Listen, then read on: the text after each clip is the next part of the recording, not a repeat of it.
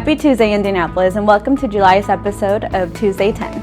I'm Ana Santiago, your mayor's neighborhood advocate for Area 10 in downtown and near west side of Indianapolis, and your host for today's episode. To kick things off, let's turn to this month's neighborhood spotlight.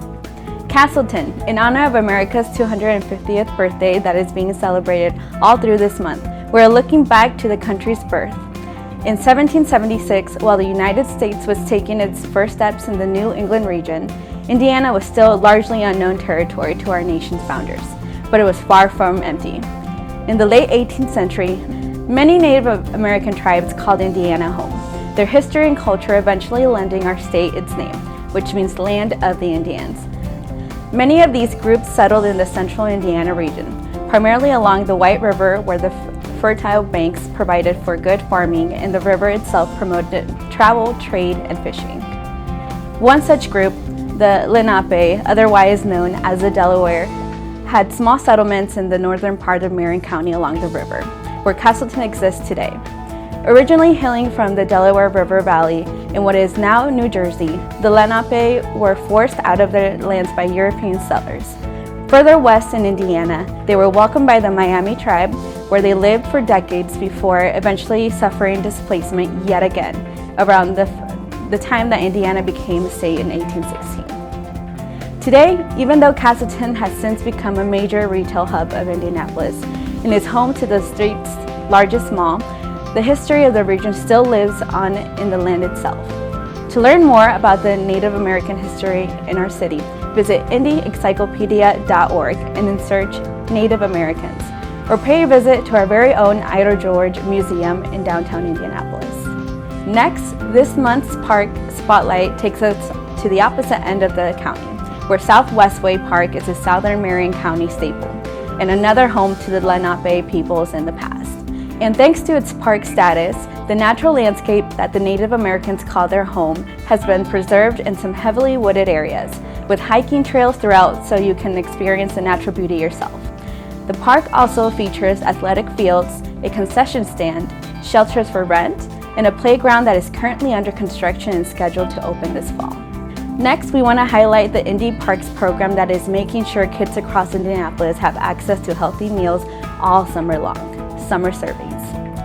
With schools closed for the summer, Indy Parks is once again offering free meals for youth ages 18 and under. Meals are available Monday through Friday, and no registration is required.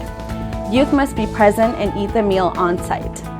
This program helps fill in the gap when school lunches are not available, giving families another reliable option during the summer months. Meals are served at participating parks and community locations, with mobile units also bringing meals to different parks, libraries, and neighborhood locations throughout the city. Families can find the most up-to-date summer serving schedule by visiting parks.indy.gov and searching for free meals program. Next up, we have some news from Indigo. Starting on the 1st of July, they implemented a new e-fare collection system and phased out some of the current options for riders.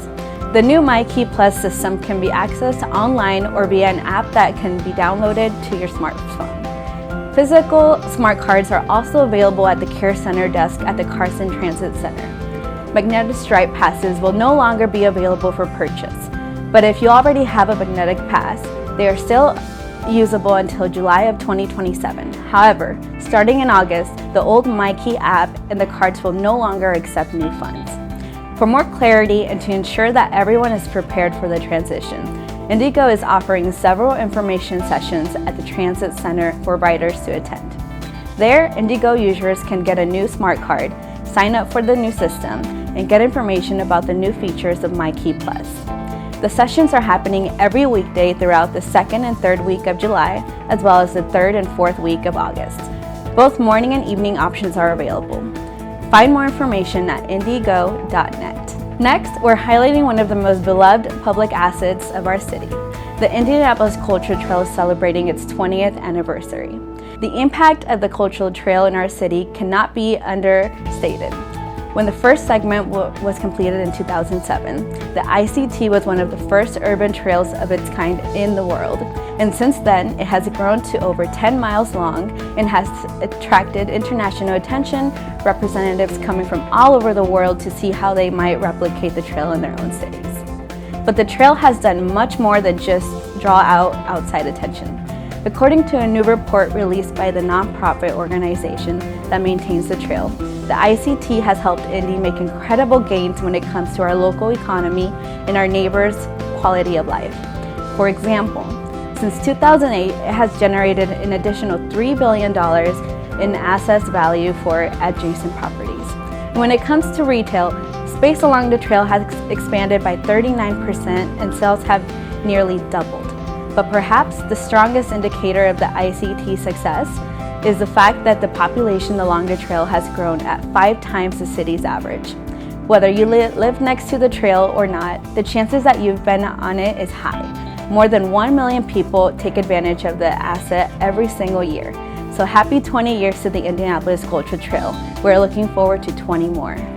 Next on the docket, we're shining a light on yet another public space in downtown Indianapolis, Lugar Plaza.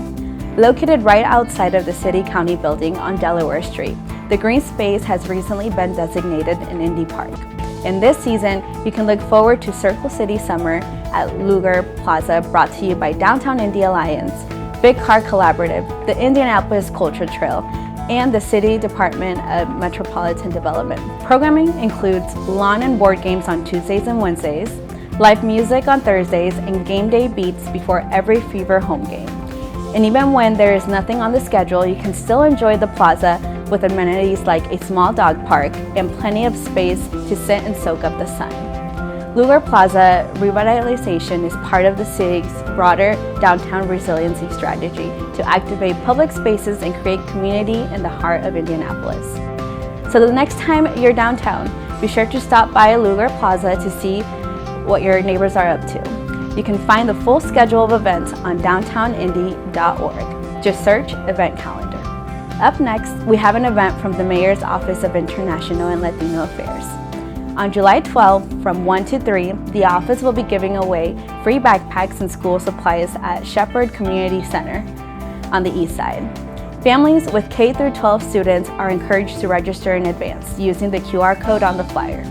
You can scan the code with your phone's camera or find the link on the office social media page by searching Office of International and Latino Affairs on Facebook. Backpacks will be distributed on a first-come, first-served basis, so registration is encouraged. The form will ask for a phone number, which will only be used to send a reminder text the day before and the day of the event. There is a limit of 4 backpacks per family and 1 backpack going to each eligible child. Don't miss out on this opportunity as we get ready to welcome the 2026-2027 school year. Make sure your child has all they need to succeed. Next up, we're highlighting one of the city's most celebrated summer traditions, the Indiana Black Expo.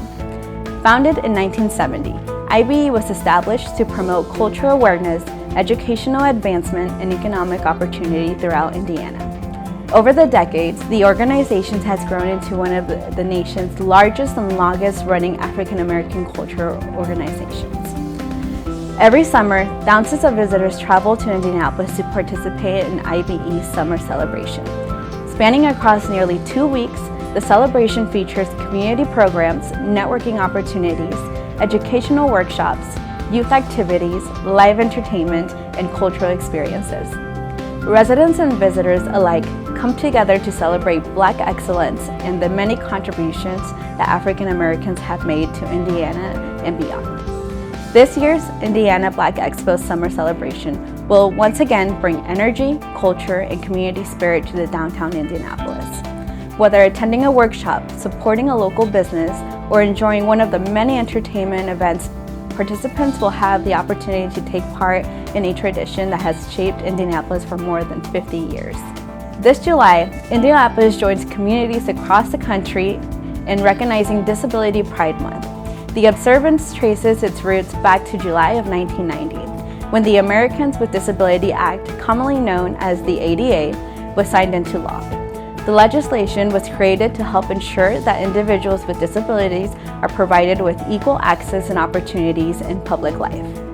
Since then, July has been recognized as a time to celebrate the achievements, experiences, and contributions of people with disabilities. More than 1 in 4 adults in the United States live with some kind of disability, making disability one of the nation's largest and most diverse communities. Here in Indianapolis, efforts continue to be made to improve accessibility throughout the city. Indy DPW, for example, prioritizes ADA infrastructures in every construction project and making sure that we're building streets that all neighbors can travel safely on. In fact, just this year, we can expect to see nearly 400 new rehabilitation ADA ramps and 4 miles of bike lanes across Indianapolis. Together, we're building a city that is accessible to all. Finally, we're highlighting the nation's 250th birthday. Though Fourth Fest has already happened, the festivities don't end there. From now until December this year, Monument Circle will be commemorating the semi-quincentennial with the music and lights show. The Soldiers and Sailors Monument will become the backdrop for patriotic imagery and music to honor America's 250th, as well as Hoosier veterans of the past and present. The performance will happen 3 times every night, depending on when the sun sets for best visibility. Check it out on Monument Circle before the close of 2026 and the dawn of America's 251st year. And that's all the time we have for this installment of Tuesday 10. Thanks for watching and be sure to tune in next month. Until next time, this is your Mayor's Neighborhood Advocate, Ana Santiago, signing off. Have a great day, Indy.